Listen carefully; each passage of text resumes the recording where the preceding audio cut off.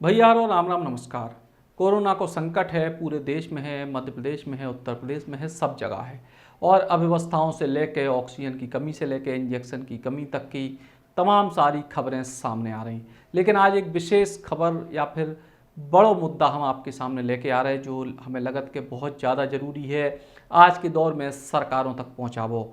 दरअसल पूरे हिंदुस्तान में हर को स्वास्थ्य बीमा के लाने प्रयास करत और बहुत सारे लोग ऐसे हैं जो स्वास्थ्य बीमा कराउत भी हैं। इसके अलावा आयुष्मान कार्ड के जरिए भी लोगन को स्वास्थ्य को बीमा सरकार ने करे, चाहे वो सरकारी बीमा हो या निजी कंपनियन को बीमा हो। हर को ई उम्मीद में रत या फिर ई उम्मीद में बीमा कराउत है कि जब वो बीमार पड़े या फिर उनके परिवार को कोनो सदस्य बीमार पड़े तो उनको पैसा की व्यवस्था नहीं करने पड़े तत्काल, और बीमा कार्ड के जरिए इलाज हो जाए।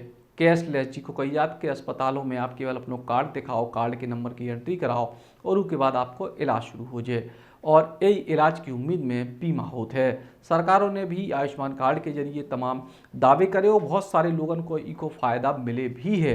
लेकिन कोरोना के दौर में बहुत बुरे हालात हैं। काय के निजी अस्पतालों से लगातार ये शिकायतें मिल रही कि जो आयुष्मान कार्ड या फिर कौन भी बीमा के कार्ड हैं वे स्वीकार नहीं करे जा रहे। साफ तौर पे जो निजी अस्पताल हैं वे पहले पैसा जमा करावे की बात कर रहे और उसके बाद इलाज शुरू कर रहे। हमारे पास रोज़ाना ऐसे क्यों सारे फ़ोन आ रहे हैं जो लोग अपनी तकलीफ़ बता रहे, अपनी समस्या बता रहे, और चूँकि अस्पतालों में उनके परिजन भर्ती हैं सो वे खुल के नहीं कह पा रहे। लेकिन जब बात सच है, 100% सच है कि निजी अस्पताल बीमा के कार्ड अब स्वीकार नहीं कर रहे। हो सकत कछु अस्पताल कर रहे हों, लेकिन अभी तक हमारी जानकारी में है कि ज़्यादातर अस्पताल ऐसा नहीं कर रहे। और यही वजह से जब कोरोना से संक्रमण हो रहा हो, ज़्यादातर घरों में इकट्ठा हो रहा हो कि एक व्यक्ति को हो सो 3-4 लोगों को हो रहा हो। अब आप सोचो कि 3-4 लोगों को अगर कोरोना एक संग हो गया, 2 लोगों को भी होगा, तो लाखों रुपया की व्यवस्था आदमी कैसे करे, वो भी तब जब वो घर से बाहर नहीं निकल पा रहा हो, कोई उसे मिल नहीं पा रहा हो, कोई उसे ठीक तरीके से बात नहीं कर पा रहा हो, तो कैसे हुई है। और यही वजह से लोग बेहद तकलीफ़ में हैं, बेहद मुश्किल में हैं।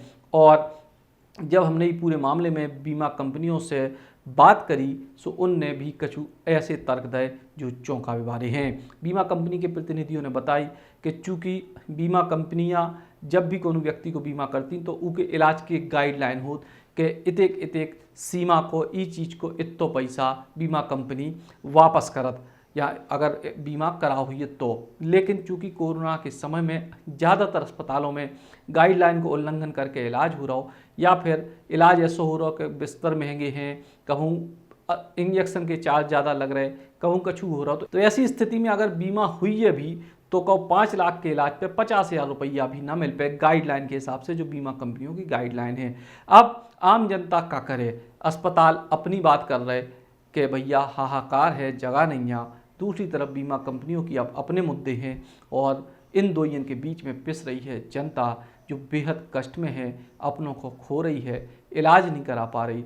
और सरकार को ये और ध्यान देने की ज़रूरत है कि निजी अस्पतालों की मनमानी पे रोक लगाए। हालांकि दूसरा बड़ा पहलू भी जो है कि निजी अस्पतालों के दम पे ही जितने भी लोग हैं वे जैसे तैसे ठीक हो रहे हैं। सरकारी व्यवस्थाएं तो पूरे देश में अलग अलग सरकारों में चरमरा गई हैं, लेकिन निजी अस्पताल काम कर रहे हैं, उनके लोग भी काम कर रहे हैं, लेकिन संग ही मानवता को ख्याल रखे जावे और दूसरी तरफ उनकी जो समस्याएं हैं उनको भी ख्याल रखे जावे कि बीमा कंपनियों से पैसा को एक ऐसी व्यवस्था बना दी जाए कि कोरोना के इलाज में अधिकतम इतना पैसा खर्च हुई है और वो पैसा बीमा से मिल जाए।